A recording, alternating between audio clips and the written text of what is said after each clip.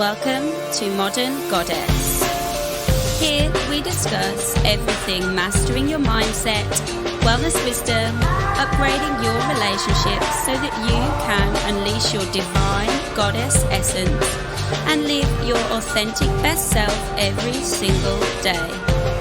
I'm your host, Cassie Aurora.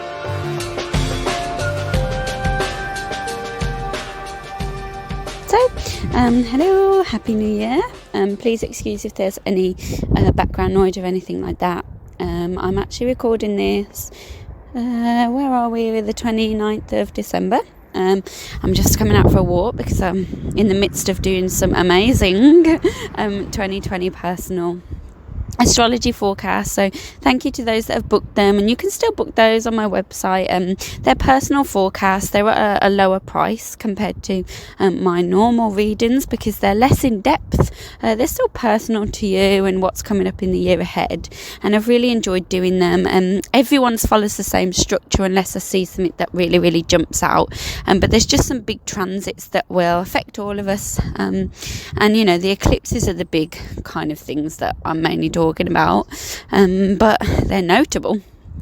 So yeah, like I say, you can book those. I'm really taking time out. This is why I've been a little bit quieter over Christmas. As you know, like some of you know, my background is really like health coaching, and you know, because of that, like I obviously moved more into my holistic business and then into astrology, and so I'm just reflecting really on where the business, what I want to give you like in the new year, because the problem is with having so many strings to your bow is where do you focus your energy, and so I'm still really reflecting on that at the moment. Astrology seems to be the one that has the biggest uptake, I'll be honest, so I want to give you guys more of what you want, and so you know, that's just where I am right now. But yeah, very much enjoying doing all your lovely readings. So I want to talk a little bit about, I wrote a blog post on the eclipse energy, but let's just go in and talk about kind of what's going on these last 2 weeks of the year, because it's kind of fundamental. I'm not going to address the elephant in the room, which is the eclipse coming up the 10th of January. That kind of has to be a whole podcast of its own, for very specific reasons. It's a very big energy and it's going to be massive. I want to kind of backtrack a little bit to the eclipse that happened Christmas Day, Boxing Day. It was a very spiritual eclipse because essentially it's happening in Capricorn, and if you read the blog post, there was a lot about this being a supportive eclipse in fated events in what we need to move into, and depending on your own unique personal astrology, especially those Aries, Libra, Cancer, Capricorn, or those with planets at 3 degrees of signs or cusps, this would have been very big for you and significant, but the actual manifestation of those energies won't really happen until about 6 months from now. And it's kind of like Capricorn, people forget, it's actually a really spiritual sign. Yes, it's got different archetypes. The main one, known as the goat, it's actually a sea goat. People say it's a mountain goat, and yes, but it's kind of like the mythological creature of the sea goat, which I always found really interesting when I read about this. And a lot of people think that because Capricorn's ruled by Saturn or whatever, it's a very hard planet. And it's like a hard sign, and that's kind of true because it's where like all of the outer planets then manifest into the personal. That's what Saturn does. And so yes, there's something about Capricorn that's very what's the word? I want to use like real and hard and physical, but it's also where we exit this life and move into the spiritual. Cancer, we come through the Cancer archetype being born into this life, and we leave through Capricorn. it's a really spiritual sign. And so it's the mountain goat is wherever Capricorn is in our own personal chart, whatever house, is an area of life where we have to keep trying, putting in consistent effort. And then eventually at some point in our life, as maybe Saturn matures or Capricorn matures, or, depending on dashers, things change in that house, and they say that, it's one of our, arguably, the real world is where the spiritual work is being done, because in my mind, as a spiritual being in human existence, human life is all about, this constant triggering, and every time we're triggered, it's a chance to evolve and become self-aware, which, to me is like astrology and human existence. I mean, there's a bit more to it than that, but I like to keep these quite condensed. And so with this eclipse, it's very spiritual, because Capricorn is not just, business and patriarchy and structure. It's also spiritual purpose and legacy and our actual, the work that we're doing in this life. And when it comes to eclipses, these are fated events. And I always say fated events because very often they're things that are predestined, and it feels like they can be like very out of our control. And this eclipse is supported by Jupiter, who is supported by the moon and the sun, and it would have even come in just terms of like thoughts that just felt very fated, and for different people, almost like miracles. It's like a very exciting energy. And any of the ideas and thoughts that came around Christmas, the 2 weeks before, and around now, which will be triggered this week, I'll go more into that in a second. But any of those things will really manifest at the eclipse opposition point in summer. And that's like around June, July. We'll notice a big manifestation then. It's no coincidence that we have, the last time we saw Pluto-Saturn conjunction in this exact place was 1500s. It's no coincidence that these eclipses and events are happening right now in a very specific way, on a kind of global level. There's huge things happening, and I'm not really a global astrologer, although I find it very interesting to look at the last few years and Brexit, and to look at the political climate. I find it very interesting to follow the eclipses and what's going to happen all around the world, really, with concern to these eclipses. And whatever people say, there are definitely astrologers working at the top for government and stuff, because the astrology is known. It's a really powerful tool. So anyway, so take note of right now all of the things that are coming to mind intuitively. They may feel very heaven-sent, God-like messages coming from, we had Uranus involved at the eclipse season, so there would have been sudden insights and downloads that felt very powerful, but maybe you have no idea how this will manifest, and it would have been a powerful time to manifest, because Capricorn is about things coming into real 3D form, and for many people this is a very powerful time. Now Jupiter's there, and I spoke a lot about Jupiter, but Jupiter is the archetype of guru. Guru, the word means remover of darkness, and so this eclipse would have been very removing all the heaviness that we've been faced with, that we may have held on to for many, many lifetimes, because South Node eclipse, it's to do with past lives, might have also like come back round, because if you think about like past lifetimes, we have skills from past lifetimes, and it can be just like a revival of those things, especially with Jupiter there. So it can be many blessings of things that have come from the past, even relationships coming back from the past. It's quite exciting, really.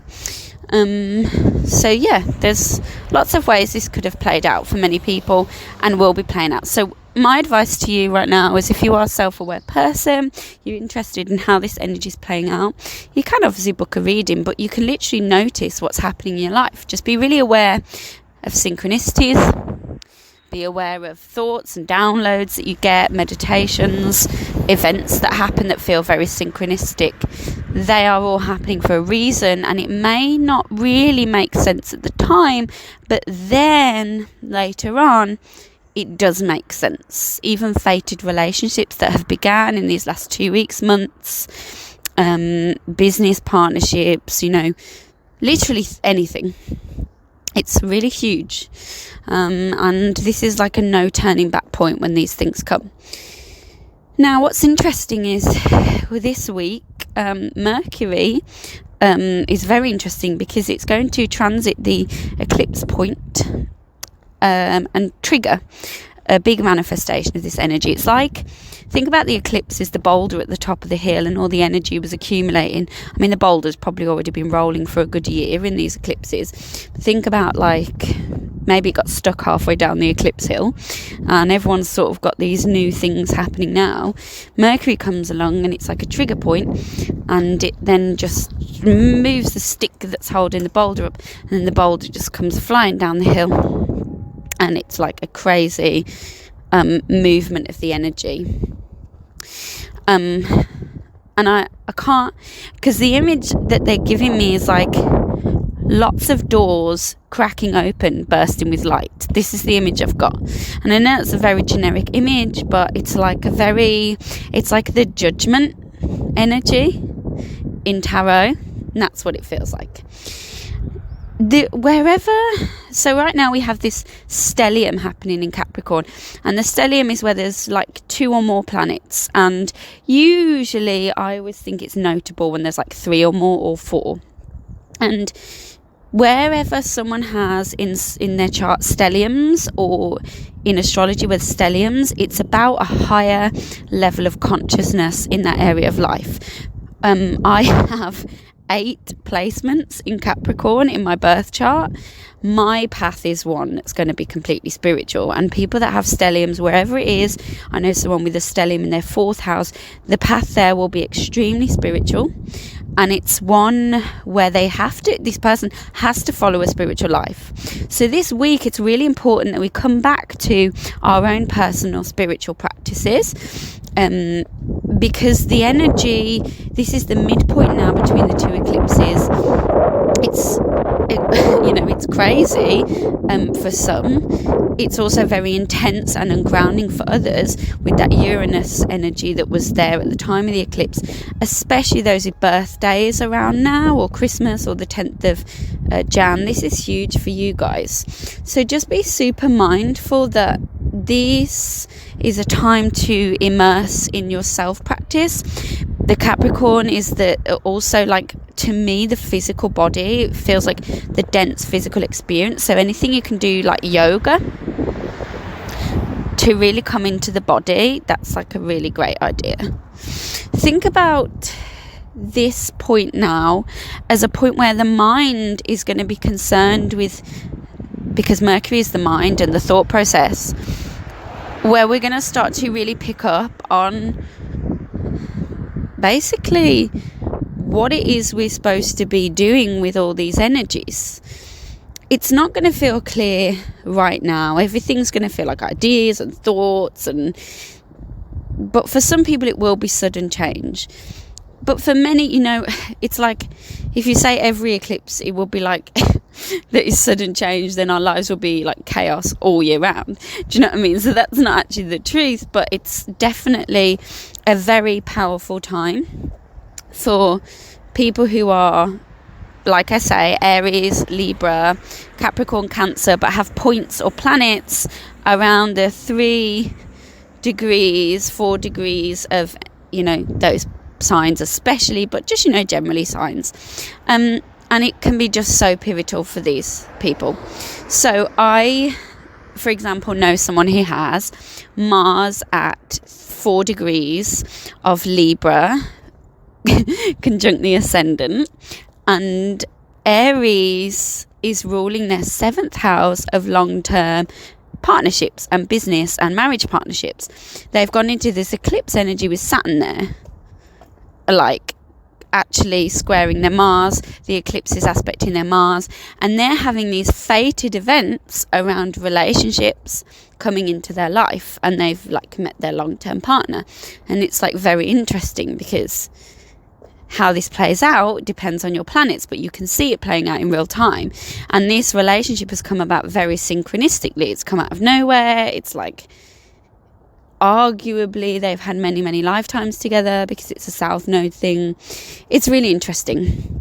For me personally, I'm feeling it in a very personal way, my second house.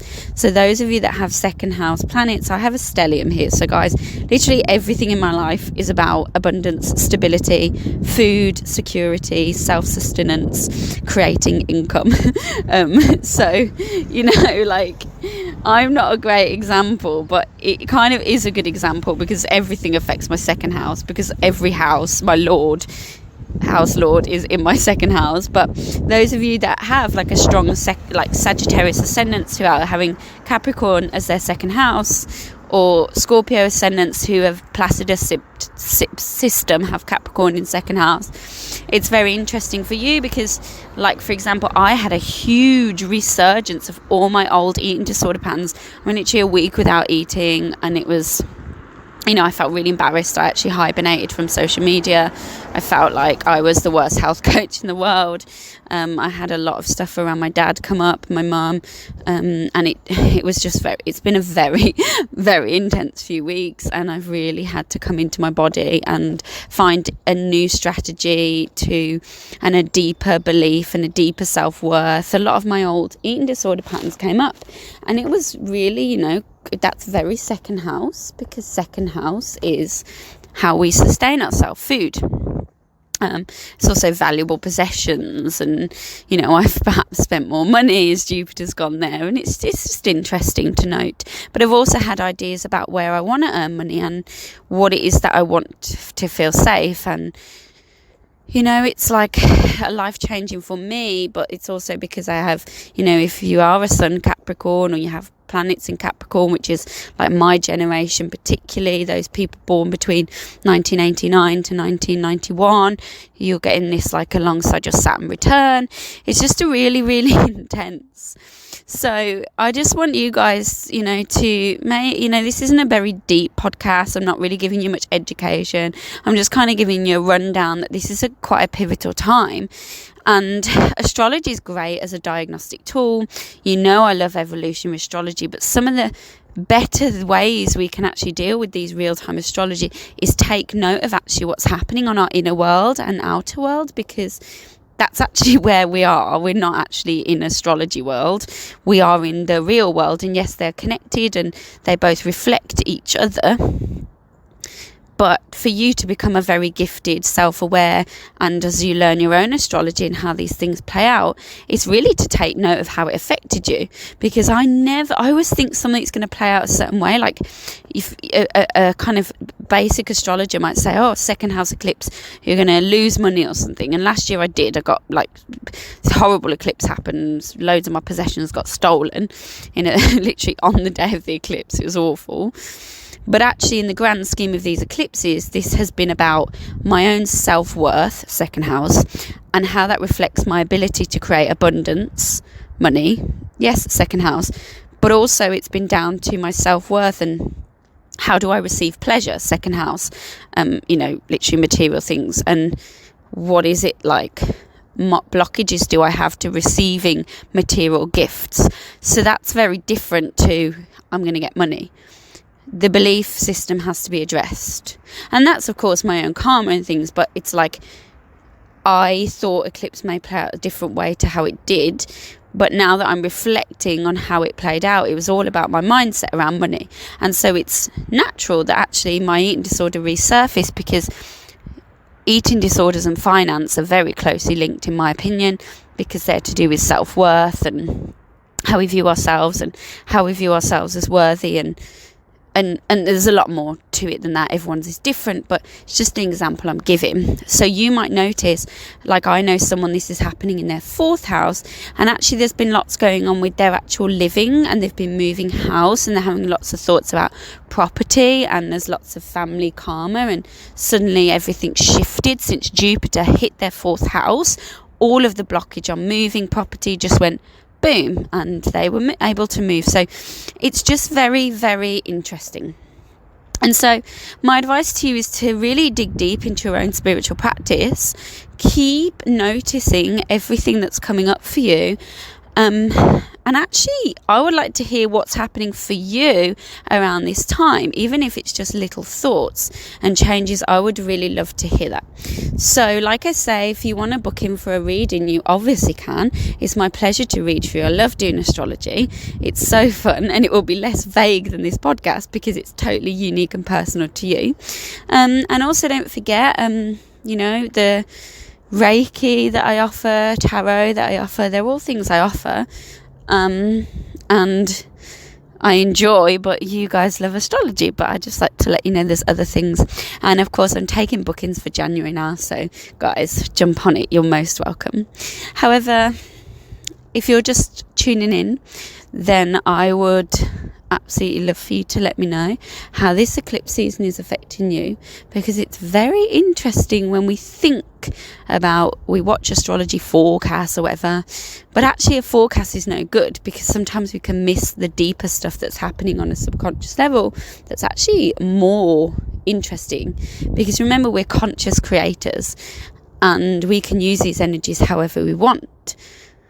So you might actually notice that by changing your value system around something, or your belief system, or your limitations, Capricorn, around something, you actually manifest a different reality. And that can be like the most basic level. So remember that nothing's set in stone, it's how you use the energies. So my advice, get quiet, reflect and enjoy, and I wish you a lovely, happy, beautiful new year.